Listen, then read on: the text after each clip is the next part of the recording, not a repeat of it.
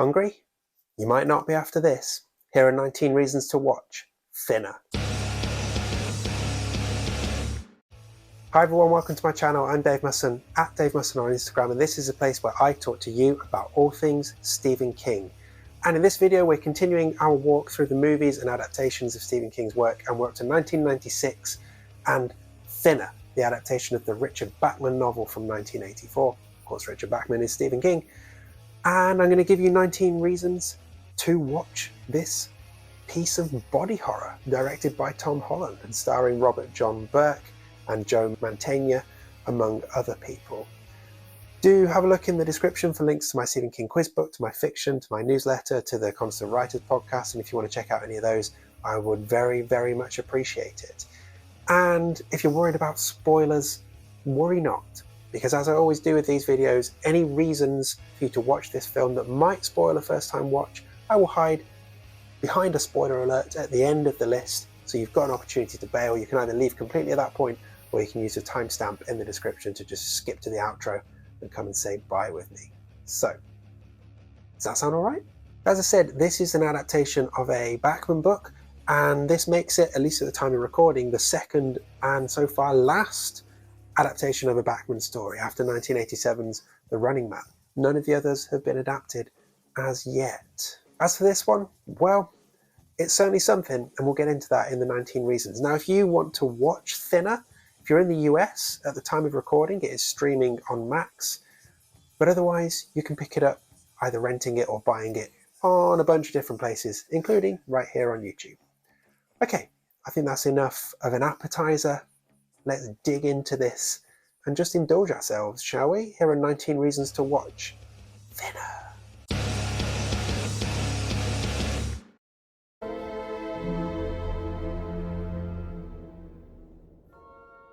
So my headline reason for you to watch this one is definitely body horror. While it's not on the level of, say, a Cronenberg, the body horror here is pretty grim, particularly when we see lead character Billy Halleck basically wasting away. It's kind of body horror without the excessive gore that the phrase body horror might conjure up in your head. Although, that being said, there are a couple of gory moments in this one as well. Basically, it's good body horror. It's fun to watch from that point of view. So the transformation of Billy throughout the film is actually worth another mention. So it starts off with Billy being very obese and wearing some admittedly not very convincing fat suits. But that kind of cartoonish opener makes where he goes even more impactful when he really starts to lose that weight. And it seems like it was a fairly grueling role for Robert John Burke, who played Billy. He himself lost 20 pounds to play the role. And the original plans were to use visual effects and makeup to make him look even more hideous when he was really, really thin, like have flesh hanging off his bones.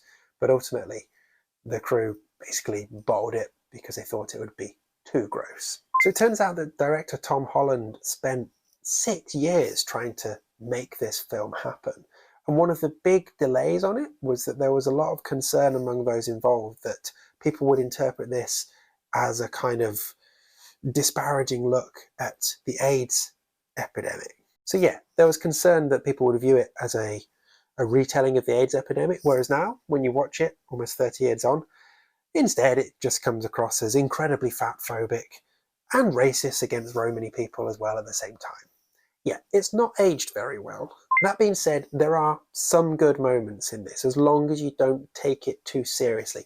Like the book, it's a very campy romp through this weird situation and its underlying idea of uncontrollable weight loss until you basically just expire. That is pretty scary, and it's done in less than 90 minutes, which is spot on. So interestingly, Dino De Laurentiis actually wanted to make this film after he did Maximum Overdrive back in 1986, and he tapped up Sam Raimi to direct it and Scott Spiegel to write it, but they were actually busy by then doing Evil Dead 2, which Dino De Laurentiis went on to produce as well, and it just kind of never happened before Tom Holland picked it up and eventually got it done. So what's the hook with this one? Well, we've got Billy Halleck, who we've already mentioned as this obese lawyer, who, when we first meet him, he's in a good mood because he has just gotten local gangster Richie the Hammer Ginelli off of a murder charge.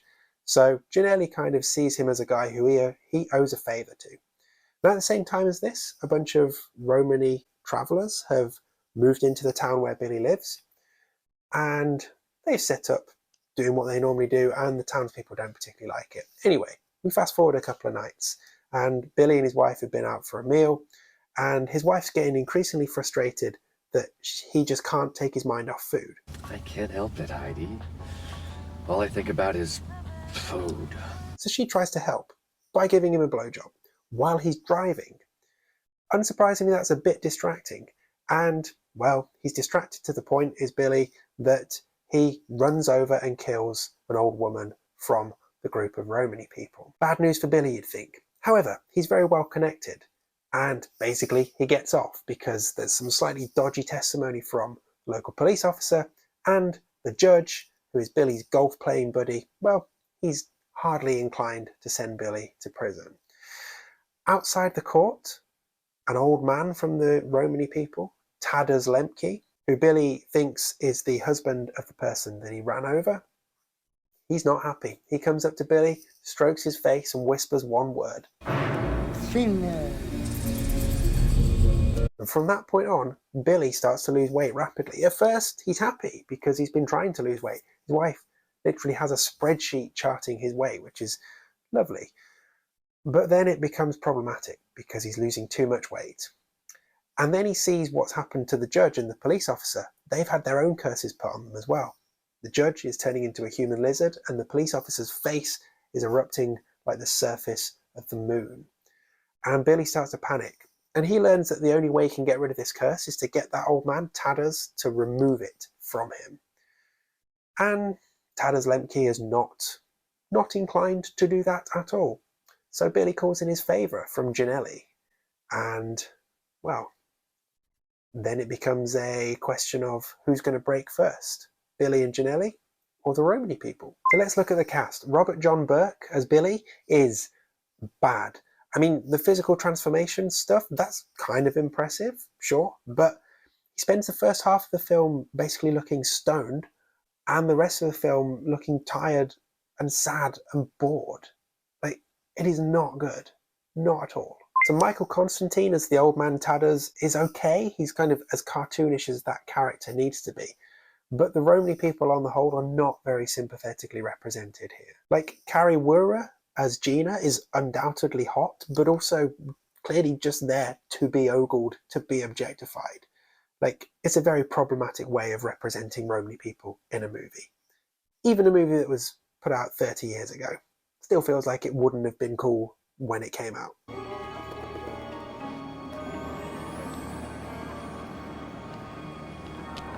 This was the film debut of Bethany Joy Lenz, who is pretty good in this. So she's gone on to have a fairly successful career. She's in One Tree Hill, among other things. But yeah, in this, she's good. She's a sort of sassy young teen who clearly loves her dad and does the role pretty well. But the shining light and big redeeming feature of this movie is Ginelli, played by Joe Mantegna, the voice of Fat Tony from The Simpsons, and that's basically the voice he uses in this. He is brilliant as a gangster. He is eminently watchable, to the point where if somebody made an edit of Thinner that just had Ginelli's scenes in, yeah, I would totally watch that. Oh, and we get a King cameo as the pharmacist, Dr. Bangor, because King is from Bangor, obviously. What do you look at? Nothing. Nothing. Go ahead. Lastly, before spoilers, I can't mark this as a must-watch, but if you accept it as something from its time and as what it ultimately is, a crappy B-movie, you'll probably have some fun with it. Just leave your brain at the door before you push play, okay?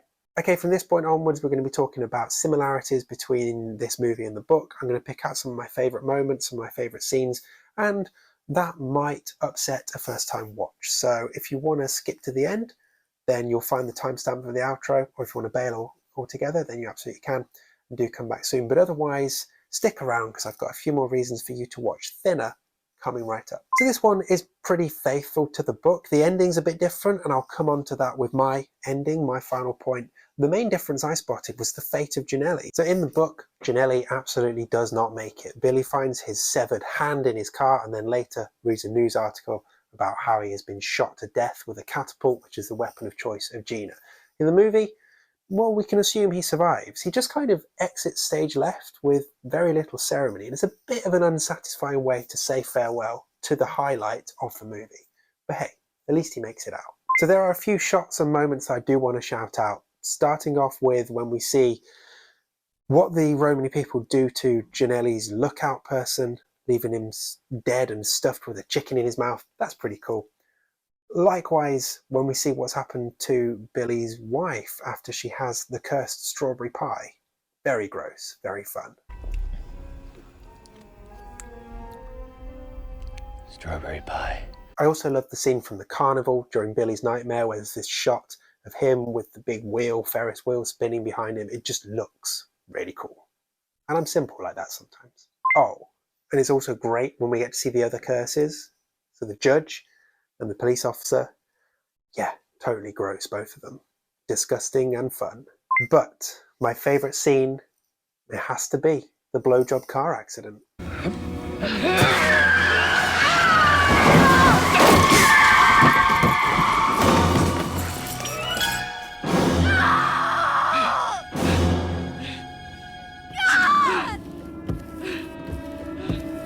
Keep your eyes on the road, guys. And your mouth to yourself, at least until you get home. As for my favourite lines, I mean, there are lots to shout out for silly reasons, like hearing about Billy's skid marks. And his skid marks confirm that. And also learning what Billy won't need a mirror for anymore. Before you know it, you'll be able to see your balls without using a mirror.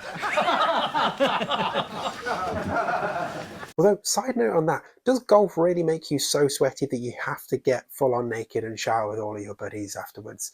Like, I've always got the sense that golf is a bit more sedentary than that. But anyway, I digress. Didn't need to see all of those naked men, really. Ginelli also telling Billy that he doesn't get to ask that question anymore in the context of, are you going to be nasty? I like that. You're not actually gonna hurt anybody, are you? No. But Billy, if I'm gonna help you, you don't get to ask that question again. That's a really smooth way of showing us what Ginelli is all about. But my actual favourite line, and here's a more serious one, is when Billy realises what's going on and he says, well, what's right at the front of his brain? I'm being erased. So on to links with other King works, and there are a couple. Obviously we've got King himself cameoing, and Tom Holland is probably a familiar name to you if you've been watching along with me. He directed The Langoliers immediately before this, and he had an uncredited appearance in the Stand miniseries. As well as that, we have John Horton, who plays the judge in this, and he was in Shawshank, also playing a judge. So there you go. So lastly, let's talk about the ending. I think the ending here is good, and in many ways it's nastier than the book ending. So the book ending, Billy has his curse transferred into the pie, which he plans to give to his wife because he blames his wife for everything. But then he wakes up and discovers that his daughter has also eaten the pie, as well as his wife, so he just doesn't hesitate and eats the pie himself. How many times can I say pie? Lots.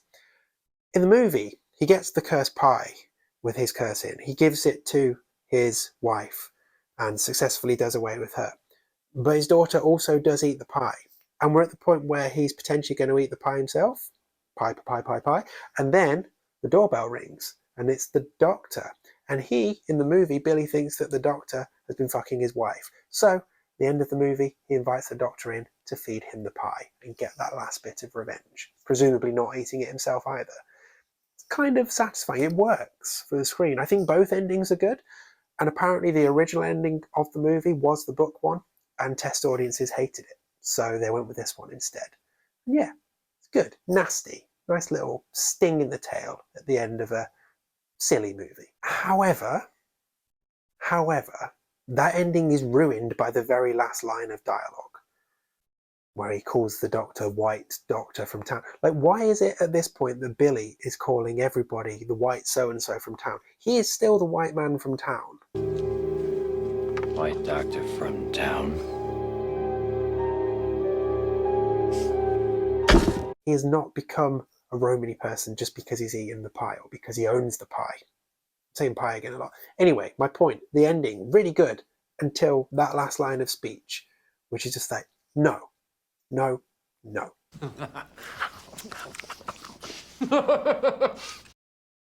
Okay, there we have it. 19 reasons for you to watch Thinner. Let me know what you think of this one in the comments. Are you a fan of this movie? Have you seen it before? Are you rewatching it? How does it match up to the book to you? Is it just too laden with problems watching it with a 2024 mindset? Probably, but you know, it's there. It's part of the ones to watch. Let me know what you thought. Also, check out the links in the description to my Stephen King quiz book, to my fiction, to my Constant Writers podcast, my newsletter, all of those kind of things. Any other support there would be very much appreciated. And do come back here soon, because next time we're on to this month's book special, and it's another fun one connected to music.